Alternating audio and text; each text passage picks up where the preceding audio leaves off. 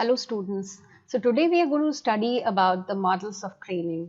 Models of training, it comes under the course on learning and development. So models of training talk about the different ways in which training function is organized in different types of organizations. To begin with, we have a centralized training function where training and development programs, resources, and professionals are primarily housed in one location, and decisions about training investment programs and delivery methods are made from that department.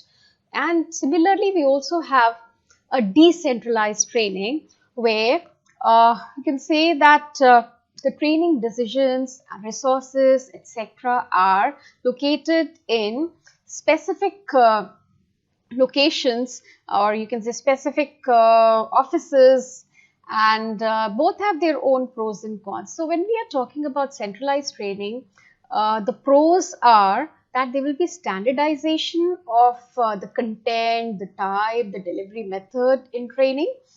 Secondly, since the same module shall be designed for all the you can say subsidiaries and offices, etc. So there would also be economies of scale. It would be more cost effective.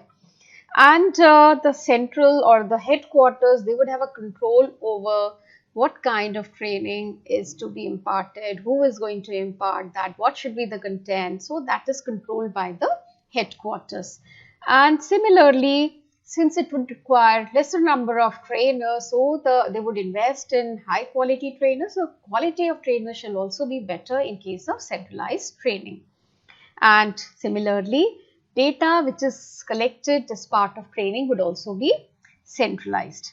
But then it also has its other side or the downside. So we can say that in case of centralized training, it's difficult to customize the training to the requirement of the local level, and there is less autonomy to the managers. They cannot decide what kind of training is needed by them or by their peers or subordinates. They will have to go for the training which is provided or referred to by the central training center, you can say. And there's also be lack of flexibility, that is, you will not be able to customize it to your own requirements, and there would be limited creativity.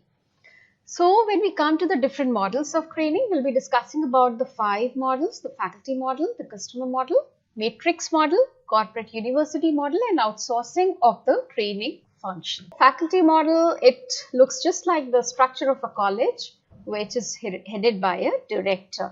So you can say that training staffs are also experts in the area in which they train. So again, it also has its pros and cons. The training department's plans are easily determined by staff expertise. The training function may not meet the needs of the organization, and trainers may be unaware of business problems or unwilling to adapt materials to fit a business need.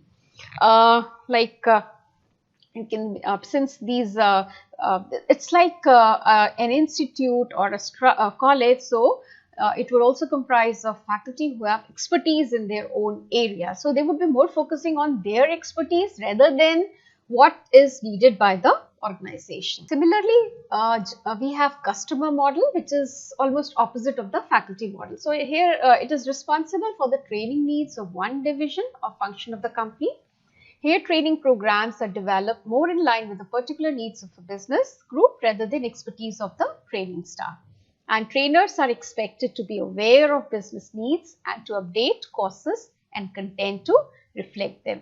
Again, pros and cons, since it's completely customized, so it requires a lot of time in developing, because every time the content would be new, and program may also vary greatly in effectiveness, because it would be like every time a new program taking care of the needs of employees at that divisional level, and design may also be poor, because of course not everybody might be trained in training the employees. Then we have the matrix model. So here the trainer is from the organization. He's a functional expert, but then he also acts as a trainer in conducting or imparting knowledge or any kind of knowledge, information, any kind of training to the employees. It also helps ensure that training is linked to the needs of the business. Trainers gain expertise in understanding a specific business function.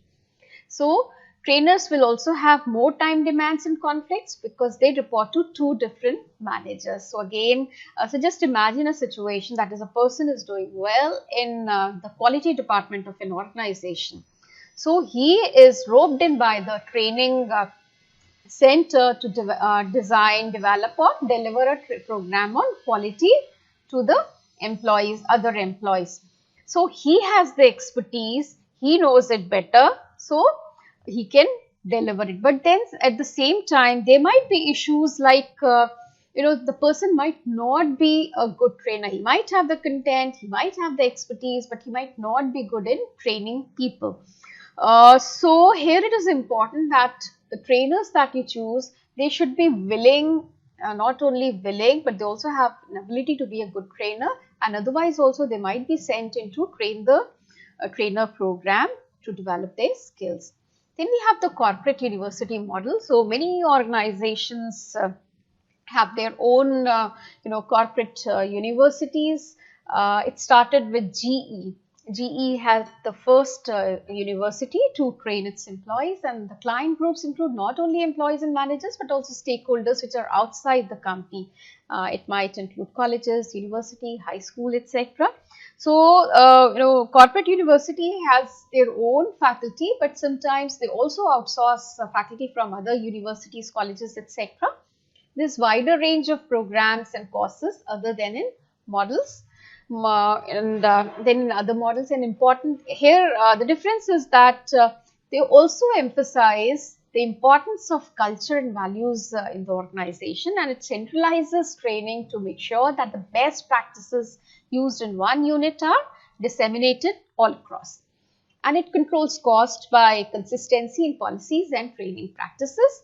Effective utilization of technology is there. One example is again Hamburger University of McDonald's. Then you also have a university related to Disney, and in India you have a Leadership Institute, Infosys. Then Tata's also have their own Tata Training Management Institute Center, TMTC.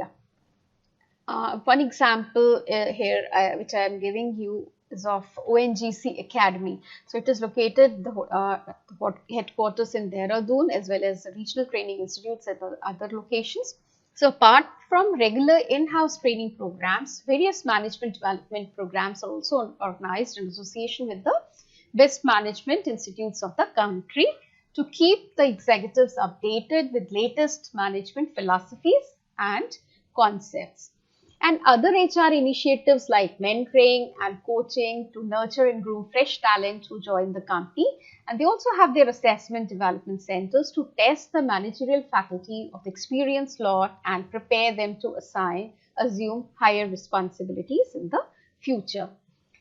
Lastly, we come to the outsourcing function, that is outsourcing of the training function. So in this, an outside company is given the complete charge, that is responsibility and control of some training and development activities, or that take over all or most of the company's training, including administration, design, delivery, and development. So, the question comes that why companies outsource training? So, there are different reasons for that.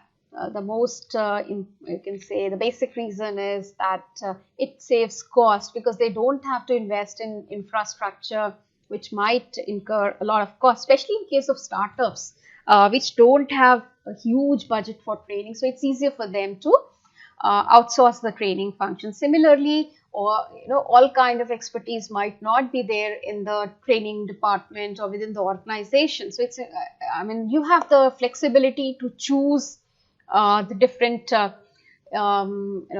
depending upon the needs of the organization, you can choose the training services provider. So it saves time so that a company can focus on business strategy and its core competency.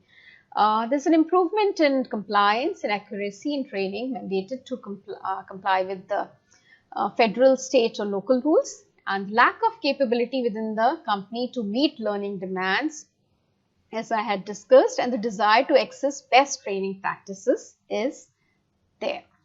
So, some of the examples of training providers are Accenture Learning, Converges, Skillsoft, NIIT, etc. Now, I end this presentation with some questions that you need to find out. So, look for the training model for any e-commerce firm, compare it with the training model at a manufacturing firm, and then we are going to discuss it in the next class. Thank you so much.